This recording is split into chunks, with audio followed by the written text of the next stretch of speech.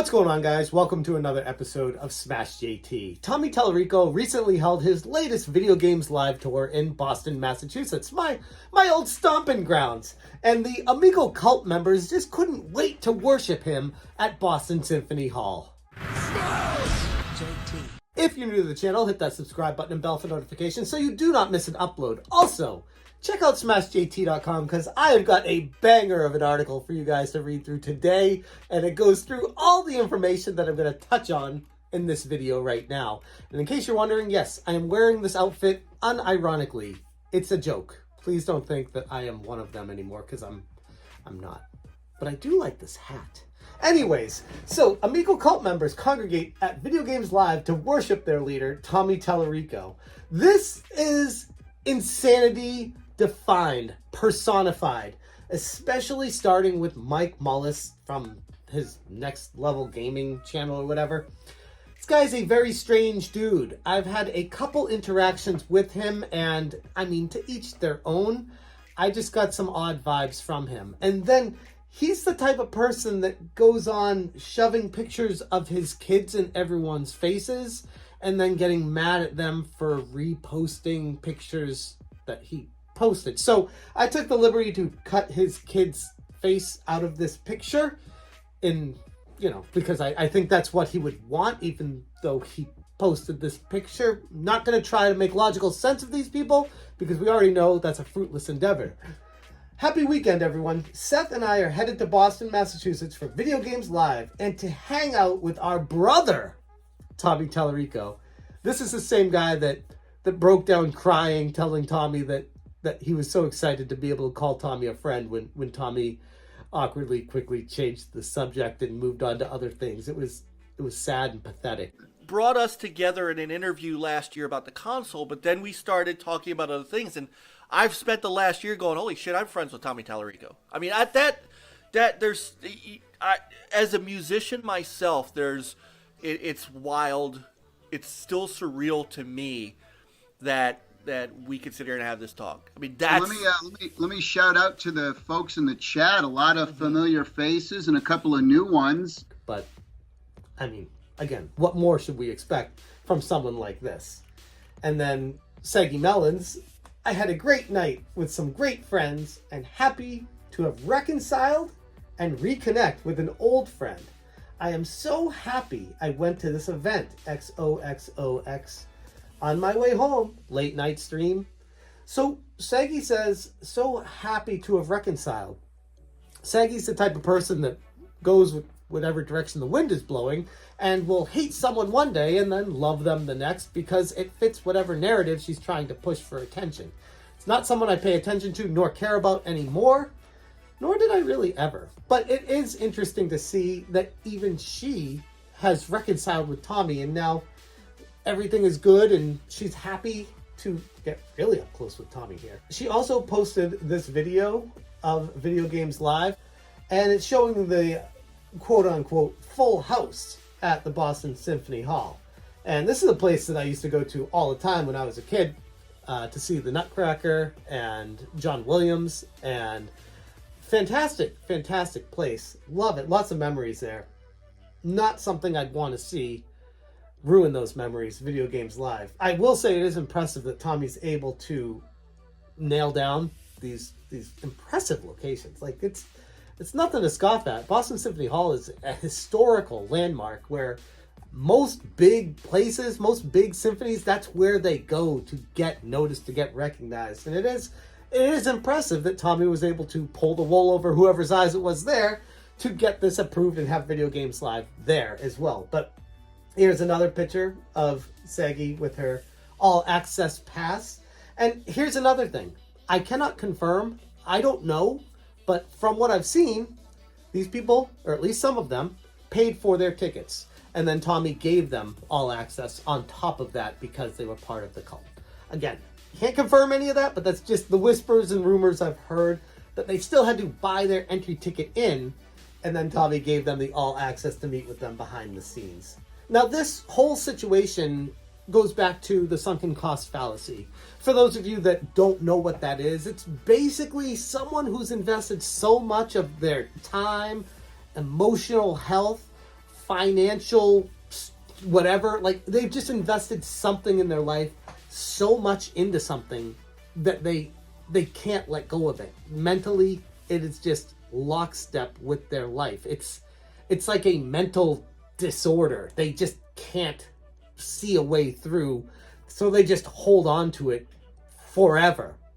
That's what this has turned into with these people. Despite H-Bomber Guy video completely exposing Tommy for a fraud, despite Goose's videos completely exposing Tommy for not even playing instruments on stage, despite all the mounting evidence that has shown up against why Tommy is someone you cannot trust, these people still, for whatever reason, cannot let go of their sunken cost in this.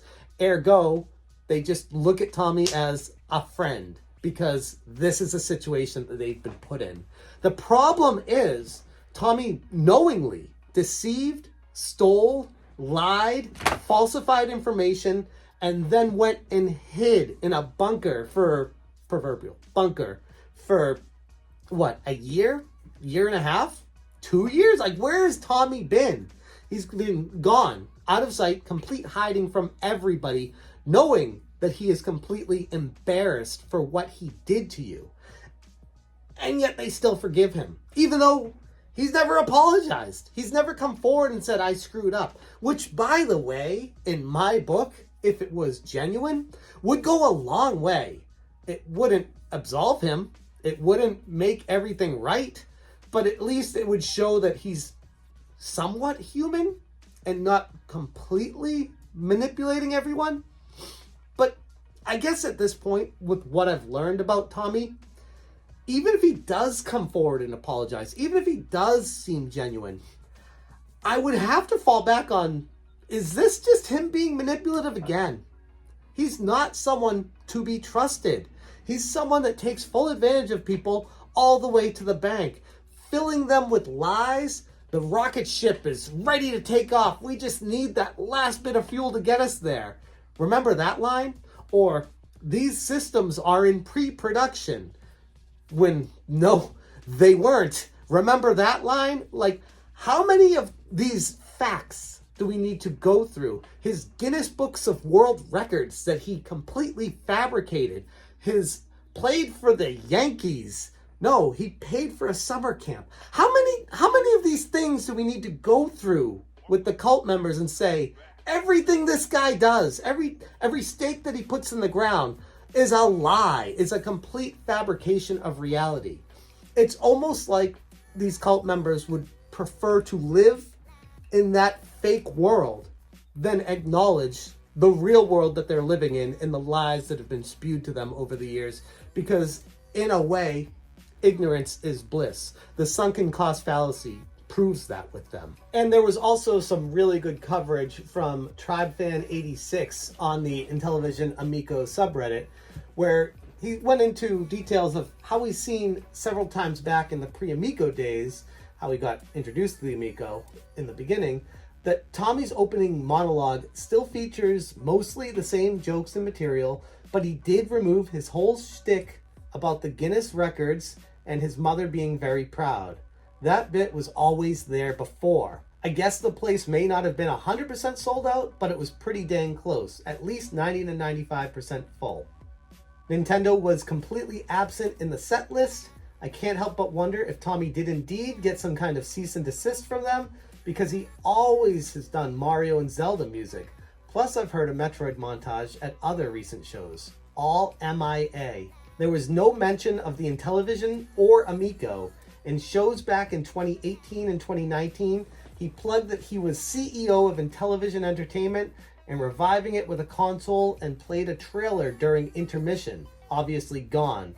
That's all I can think about right now, maybe more when I get up in the morning. Overall, it was enjoyable, but the set list had barely changed in 10 years. Freak Reddit Report replied, I was hoping they would let Francois on stage to perform one of his Amico songs. If they did, it'd probably be the only real thing in this Video Game Lives tour. Where Alaskan says, one of the strangest twists in this Amico saga is that both DJC and Francois are more creative than Tommy. Still, haters have better songs, 100%. where Jag Taggart replied, I gotta know, does he do air guitar, the music from Terminator, Sega CD? Dude, milked that for all it's worth for years, but in 2023, would he still expect people to recognize tracks exclusive to a CD add-on port thing he did 30 years ago? And the OP said, LOL, there were thankfully no Terminator arrangements at the show. So that is a basic recap of the Video Games Live, or VGL tour at the Boston Symphony Hall. And it seems like everyone had a grandiose old time, which, I mean, good for them. I'm happy that people had fun. I think the problem is much deeper than the surface level, I listened to music and I had fun here. But if you're gonna take this for something at surface level, great. I don't care if it was Milli Vanilli. I don't care if it was fake air guitar. I don't care. It was fun. Okay, great. Doesn't explain the millions of dollars that were funneled out of Intellivision and how Tommy is just basically acting like it never existed in the past, and why you still fall for it and why you still follow him when it has nothing to do with Intellivision anymore. I can't get past that. It's really strange. But I guess that is the sunken cost fallacy. When you go so far, you don't know how to let go, and you just end up just agreeing and believing in whatever gets thrown at you, and you live that lie your entire life. I'm going to leave it there. Thank you guys so much for watching, and as always, you stay smashing. Smash,